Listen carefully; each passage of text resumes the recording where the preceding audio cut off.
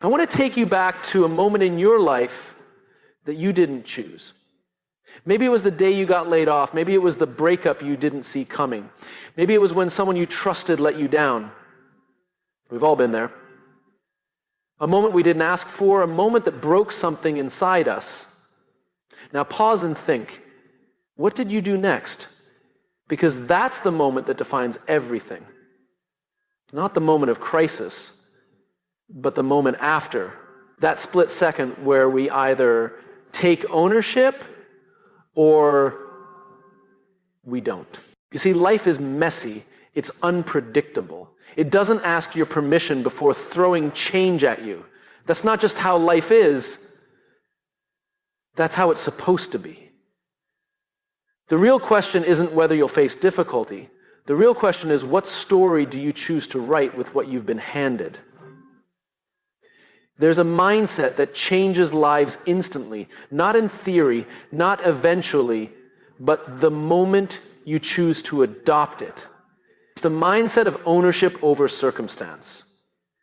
Let me explain what that really means. We've been raised in systems that reward us for staying in line. We're told that if we do the right things, life will reward us back. Get the degree, get the job, get the approval. But life doesn't play by the rules we imagine. And when things go wrong, our first instinct is to point outward. It's my boss. It's the economy. It's my upbringing. It's bad luck. And look, those things matter. Your environment influences you. But it doesn't define you. What separates the fulfilled from the frustrated isn't what they've gone through. It's what they do with what they've gone through. It's not about denial. It's about direction. You can acknowledge pain and still choose power. Ownership says, this happened, I didn't choose it, but now it's mine to deal with. That changes everything. Because when you take ownership, you stop being the victim of your story and you become the author of it. Let me tell you about a man I met once at a workshop. Let's call him Carlos. Carlos had been through hell. Childhood trauma, financial collapse, addiction, and loss. When he stood up to speak, you could feel the weight he carried. But his voice didn't shake. His hands didn't tremble. He spoke with a strange kind of peace. And he said something I'll never forget. I spent 20 years waiting for someone to save me. Then one day I realized I was the only one coming. That was the day everything changed for him. You see, ownership is not a concept. It's a decision. A decision to respond instead of react. To lead your life instead of just living it.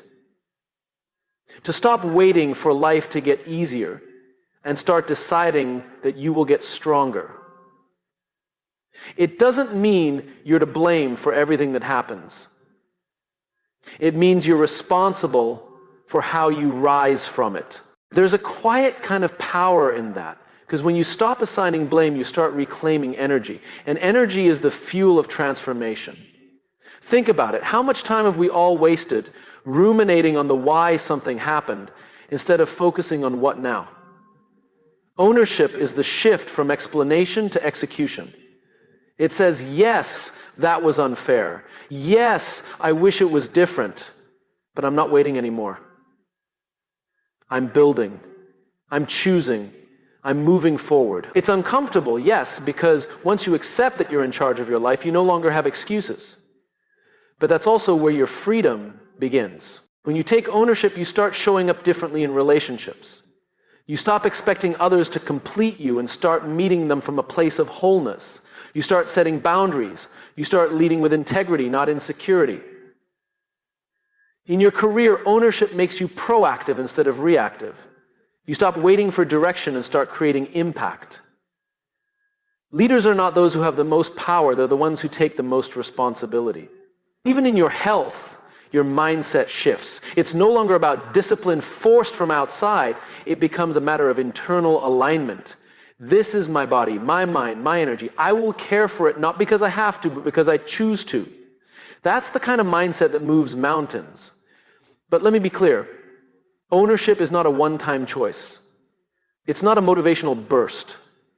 It's a daily decision. Every morning, you get to decide, will I hand over my power to my circumstances or will I reclaim it? And every day you choose ownership, you strengthen your identity. You begin to see yourself not as someone life happens to, but as someone who shapes life, even in the storm. We don't become powerful when we win. We become powerful when we refuse to give up in the face of things we can't control. That is what builds character. That is what builds peace. That is what builds a meaningful life. So the next time something goes wrong, and it will, pause, breathe. Ask yourself, what would it look like to take full ownership of this moment? Then do it. Act. Lead. Take the first step. Because the truth is, your life doesn't change when the world gets easier. It changes the moment you decide that the world doesn't get to dictate who you are. That mindset of radical ownership can shift everything instantly. And when you carry it with you, through success and struggle alike, you stop chasing power and start living with it. And that changes everything. We live in a world obsessed with results. It's everywhere. Likes, followers, titles, salaries, scores, promotions, outcomes. From the time we're children, we're taught to chase the finish line. Win the trophy, they said. Get the grade. Then later it becomes get the house, get the car, get the position. And somewhere along the way, we start defining our worth by how far ahead we are or how far behind. But the truth is, this obsession with the outcome is exhausting, and worse, it's hollow. Because no matter how much we achieve, the feeling of not enough comes back. It always does. The goalpost moves. You reach the summit only to find another one in the distance. But there's another way to live. A mindset that doesn't wait until the end to feel proud. A mindset that doesn't depend on applause or recognition to feel valuable. It's a mindset that flips the entire script. Fall in love with the process. I remember meeting a young athlete, maybe 22. He was disciplined, focused, incredibly talented, but something was off. He was burnt out, not because he didn't love the sport, but because he felt like every game, every play, every move was a test, a pass or fail. He was chasing perfection, chasing numbers. And when I asked him what first made him fall in love with the game, he paused, and then he smiled. The training, he said. I used to love the training. The smell of the gym, the sound of my shoes on the floor, the rhythm of getting better. And that was the moment. The process. That's what he had lost. And that's what he needed to return to. You see, when we measure our value by the outcome, we become transactional with our lives. We start showing up only when there's a prize at the end. Because not every effort gets rewarded in the short term. Not every good decision leads to immediate validation.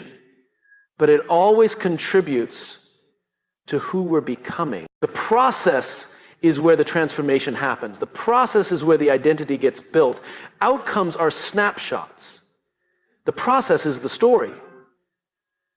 I once read a story about a violinist who practiced alone in a basement for 10 years, not for fame, not for an audience, but because the practice itself made her feel alive. The outcome wasn't guaranteed, but the process, those hours of focus and flow, that's what shaped her. We need to stop asking, what will I get if I do this? And start asking, who will I become if I keep doing this? It's a different question. And it leads to a different life. When you fall in love with the process, you're no longer fragile. You don't break down every time progress is slow. You don't quit just because recognition is delayed. Because you're not working for a moment, you're working for meaning. Think about the people who consistently grow, who build, who improve, who become leaders worth following. They have something in common. They've learned to find joy in the effort itself. The result is a bonus. But the work, the journey, that's where they come alive. And yes, it's countercultural, because culture says, don't waste time unless it guarantees success. But that mindset kills passion. It kills curiosity. It kills mastery. Some of the most meaningful achievements in life take years before they bloom.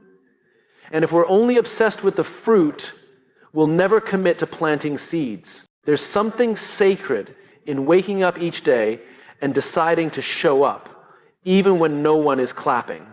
There's something noble in practicing when no one is watching. There's a quiet strength in devotion, doing the right thing, not because it's easy or fast, but because it's right. We all admire those who stay the course, the ones who push through when it gets boring, when it gets hard, when the reward isn't obvious. But here's the truth. They aren't superhuman. They've simply chosen to fall in love with the work. And that mindset protects them from discouragement, because their sense of purpose isn't tied to outcome, it's tied to effort. In relationships, the same principle holds. It's easy to get caught up in expectations. What do I get out of this? But the real beauty is in choosing to be present, to serve, to grow together, not because you're owed something, but because it's worth building. Love, like mastery, lives in the daily practice. In business too, the process matters more than the promise. You don't build trust overnight. You don't build impact in one move. The businesses that last are the ones that commit to integrity in every decision, even when the numbers aren't immediate. They know something others forget. Process compounds. Devotion to process builds character. It creates emotional resilience. It teaches patience, humility, consistency, and grit. Those are the qualities that change lives, not overnight success. I get it. Results matter. They do. But they're only part of the picture. The bigger part is who you become in pursuit of them. Because the truth is, most people don't fail because they're not talented. They fail because they didn't commit long enough to the process that would have unlocked that talent. When you shift your mindset from outcome to process, your entire relationship with growth changes. You start seeing every setback as a lesson, not a loss. You start seeing each day not as a test, but as a training ground. You start to trust the slow burn. And over time, something magical happens. The results start to come not because you chased them. So the next time you catch yourself asking, what's the point if it's not working yet? Remind yourself, this moment is the point. This repetition, this effort, this focus. That's where greatness is born. If you want a mindset that will change your life immediately, choose this one. Stop chasing the trophy. Start honoring the training. Don't measure your day by what you achieved. Measure it by how fully you showed up to the process. That's where the change begins. Not someday, not later, now. There's a pattern I've noticed over the years, one that shows up in athletes, artists, entrepreneurs, students, leaders. It's this subtle, dangerous waiting game. They tell themselves, one day I'll be confident. One day I'll feel like I'm ready. One day I'll step into who I'm meant to be. But here's the hard truth. There is no one day. There's only now. The people we admire most aren't waiting for a moment of transformation. They're acting from it before it even arrives. Most people are stuck in a loop. They believe they need to achieve something before they can become something. Once I lose weight, I'll feel healthy. Once I get the promotion, I'll feel like a leader.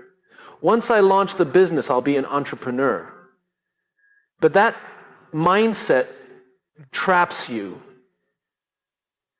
because you're always reaching, never becoming. The mindset that changes everything immediately is the opposite.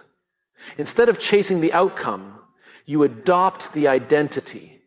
You don't wait to feel like the person you want to be. You decide to become that person now. Let me tell you a story. A few years ago, I met a man who just run his first marathon. He wasn't a professional athlete. He wasn't even particularly fit when he started. He was an accountant, a father, a regular guy. But when I asked him what the hardest part was, he didn't talk about race day. He didn't talk about the long runs or the blisters. He said the hardest part was convincing himself that he was a runner before he'd ever run a mile.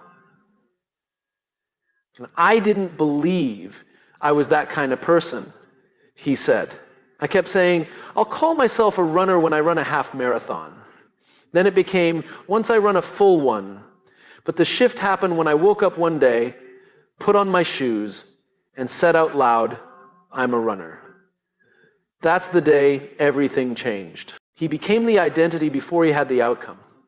And it worked. Not because he tricked himself, but because identity shapes behavior. Once he saw himself differently, he started showing up differently. That's what most people don't realize. We think action creates identity, but identity also creates action. It's a loop, and it works in both directions. If you want to write a book, don't wait until you get published to call yourself a writer. Start writing, start thinking like a writer, start structuring your day like one. Wake up early and protect your creative time like your life depends on it, because in a way it does.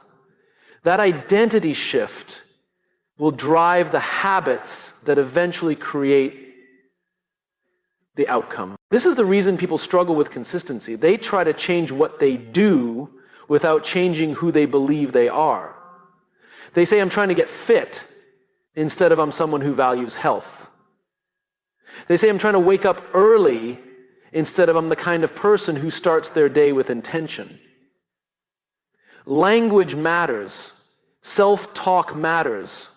Because every time you declare something about yourself, your actions begin to align with that belief. I once worked with a leader who was struggling with confidence. He'd just been promoted, and despite his title, he felt like an imposter.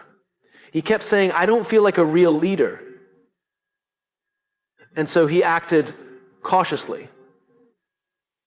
He second-guessed himself. He avoided tough conversations. But here's what we did. We didn't try to fix his leadership skills. We worked on his identity. We had him write a letter to himself. Not from the version who felt unsure, but from the version who had grown into that leadership role. The version who had already become the kind of leader others trusted and followed. He read that letter every morning. And slowly, something shifted. He didn't wait for permission to lead. He started leading. And people noticed. Identity isn't about pretending. It's about aligning with who you're choosing to become. You don't become successful and then feel worthy. You decide you are worthy. And that identity fuels the actions that lead to success. This mindset shift is immediate. You don't need to wait until the world sees you differently. You need to see yourself differently. And yes, this requires courage. Because when you step into a new identity, the world might not catch up right away. People might still see the old version of you. They might question your change. That's okay, because you're not doing it for them. You're doing it for who you're becoming. This mindset is about integrity, not in the moral sense, but in the structural sense. Wholeness, alignment. When your thoughts, words, and actions all reflect the identity you've chosen, life begins to feel lighter, clearer. You don't waste energy pretending. You're not chasing, you're expressing. So what do you do with this? You ask a simple but profound question. Who is the person I want to become? Not the job title, not the bank balance, but the kind of person. And then you start behaving like that person today, before the accolades, before the evidence, before the outcome. Because becoming isn't something you wait for, it's something you live. You start eating like someone who loves their body. You start working like someone who takes pride in excellence. You start speaking like someone who values clarity and truth. You show up like someone who already believes they belong. And over time, people will begin to treat you that way too.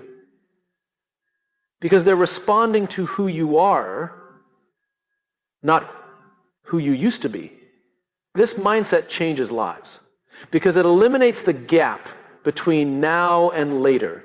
It replaces waiting with becoming, and that is powerful. So whatever goal you've been waiting to pursue, whatever version of yourself you've been postponing, stop waiting. Step into it. Let today be the day you stop saying, I will be, and start saying, I am. Because the moment you adopt the identity of who you're becoming, you begin to act like them. And once you start acting like them, it's only a matter of time before you become them. And that, right there, is when life changes. Immediately, when something goes wrong, most people do the same thing. They point the finger at others or at themselves. Sometimes both. We default to judgment. We analyze, criticize, and pick everything apart. And we do it not because we're bad people, but because it gives us the illusion of control. If I can find someone or something to blame, I can make sense of what happened. But judgment doesn't help us grow. Curiosity does. There's a mindset shift that, once embraced, changes the entire direction of your life. It's the choice to be curious instead of critical. And this one shift, it can unlock opportunities, relationships, even self-worth. Because curiosity invites learning. Criticism shuts it down. I remember watching a young leader deliver a presentation that didn't land. The data was solid, the preparation was there, but the room didn't respond. Afterwards, he came to me, head down, voice low. I blew it, he said. I knew I wasn't good enough for this role. I stopped him right there, not because he was wrong to feel disappointed, but because of the story he was telling himself. He wasn't reflecting, he was attacking. So I asked him a question. What if instead of asking yourself, what did I do wrong, you asked, what could I learn from this? He looked up, confused, but something in that question made him pause, made him breathe. And in that moment, something cracked open. Not because he suddenly had all the answers, but because he created space to find them. That's what curiosity does. It creates space. Judgment closes doors, curiosity opens them. When we lead with criticism, we create fear. Inside ourselves and around us, people shut down. Growth becomes risky because the cost of getting it wrong is shame. But when we lead with curiosity, we create permission. Permission to ask questions. Permission to explore. Permission to not know yet. Curiosity turns failure into feedback. It transforms discomfort into discovery. It takes the pressure off performance and puts it on progress. I've worked with organizations that thrive on curiosity. You can feel the difference the moment you walk in. People ask more questions than they give answers. Leaders say, I don't know, and mean it as a strength, not a weakness. Mistakes don't end careers, they spark conversations. And that's where innovation lives. But curiosity isn't just a business tool, it's a life tool. And it's one we often forget how to use. Think about children. They ask questions relentlessly. Why is the sky blue? What's inside the wall? Why do people lie? They're not trying to critique the world, they're trying to understand it. And because of that, they grow at an astonishing rate. They learn language, emotions, motor skills, social dynamics, sometimes all in the same afternoon. Not because they're smarter than adults, but because they're more curious. Somewhere along the way, we lose that. We trade curiosity for certainty. We stop asking questions and start defending positions. And in doing so, we slow our own growth. You want to change your life immediately? Get curious again about yourself, about the people around you, about the world you think you already understand. When you mess up, don't say, I'm such an idiot. Ask, what caused that decision? When someone lets you down, don't say, they're just selfish.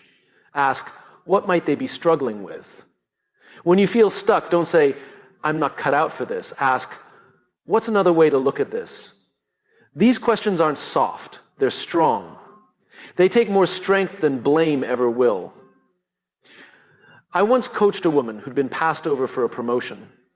She was angry, frustrated, hurt. She had every right to be, but she was ready to quit. She said, if they don't see my value, I'm done. I asked her, what if this is the moment that shows you something about yourself you wouldn't have seen otherwise? She paused, not because the pain went away, but because the perspective shifted. And in that space, she got curious. She looked at how she showed up in meetings. She asked for feedback she didn't want to hear. She studied leadership styles that weren't her own. 6 months later, she got a bigger opportunity, one she almost walked away from, because judgment had closed the door.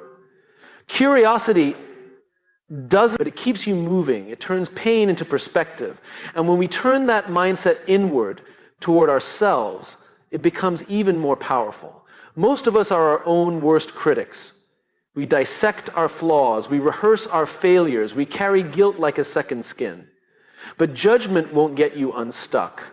Compassion paired with curiosity will. Try asking yourself this: if I were someone I loved, how would I treat me right now? Then listen, not with defensiveness, not with excuses, just with honesty. That's what growth sounds like. This mindset also transforms relationships. It changes conflict. Instead of assuming intent, you ask for it. Instead of labeling behavior, you ask about the story behind it. You become less interested in being right and more interested in being connected. And something beautiful happens. People start to trust you because they don't feel judged. They feel seen.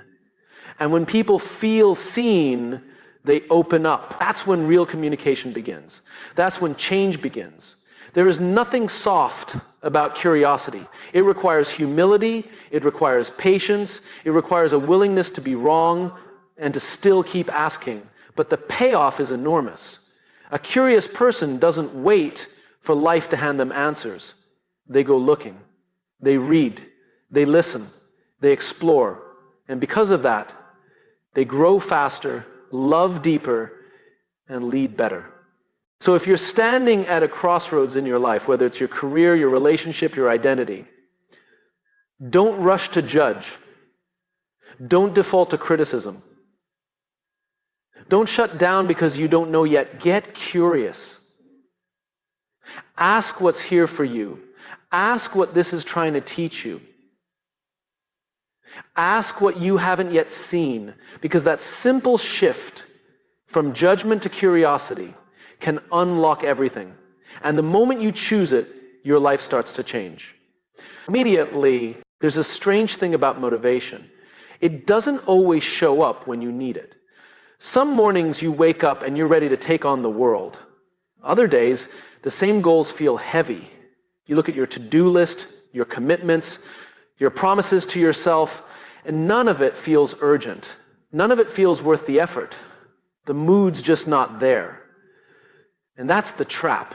Because if your life is built around how you feel in the moment, you'll always be chasing consistency and never quite finding it. The day you feel tired, you'll skip the workout. The day you feel discouraged, you'll avoid the work. The day you feel insecure, you'll hide instead of speak up.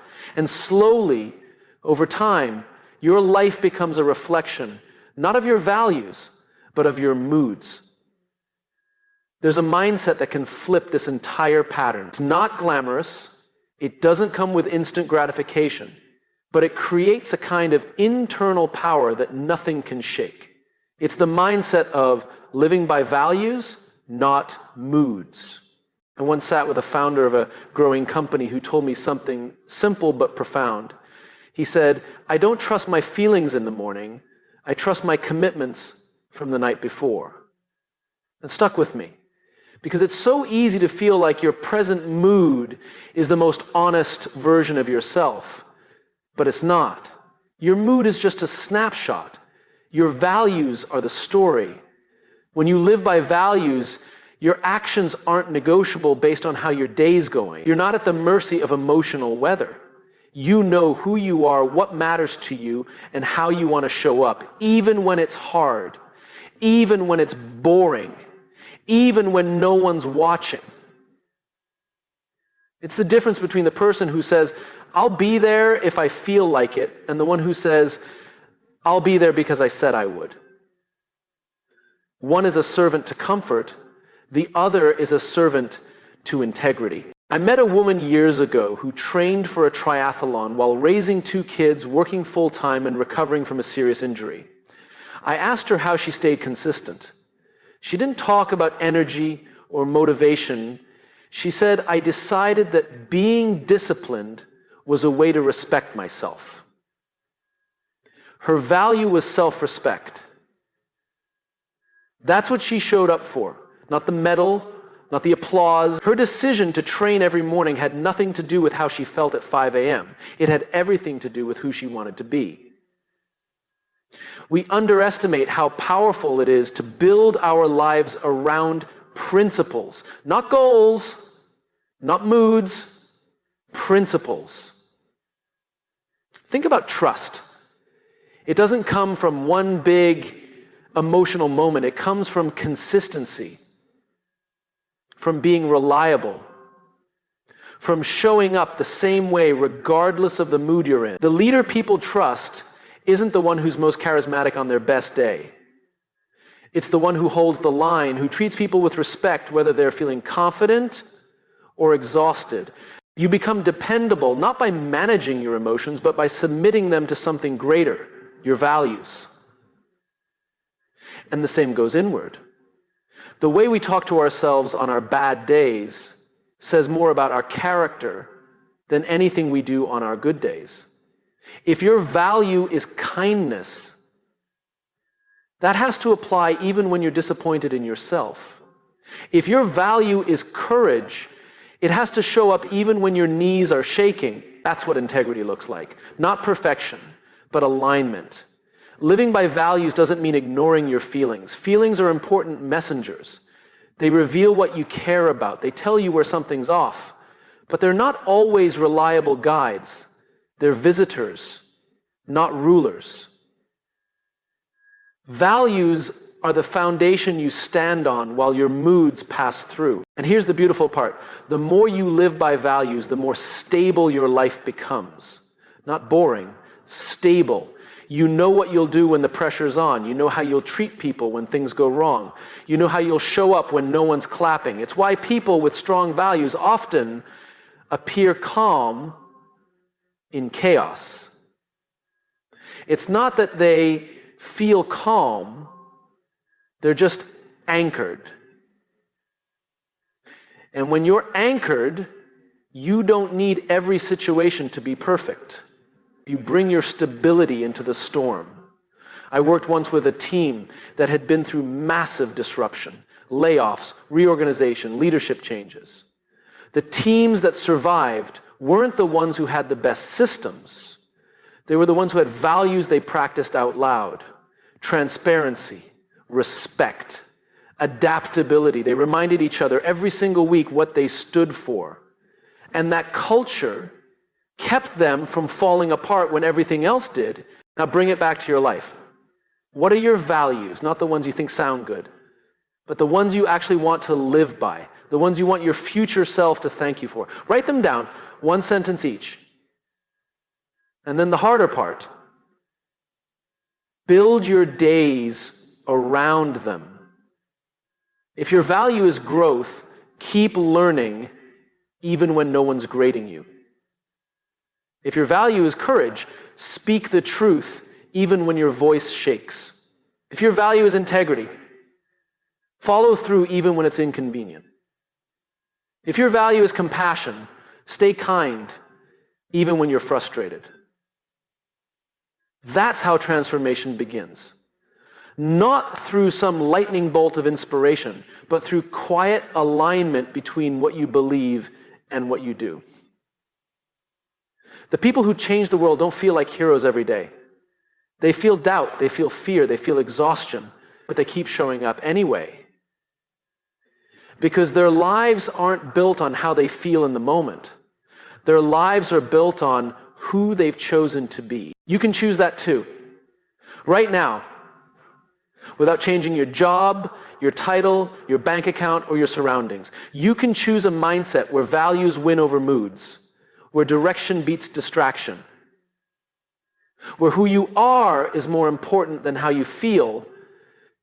Because the moment you stop negotiating your actions with your emotions and start aligning them with your values, is the moment your life begins to change. Immediately.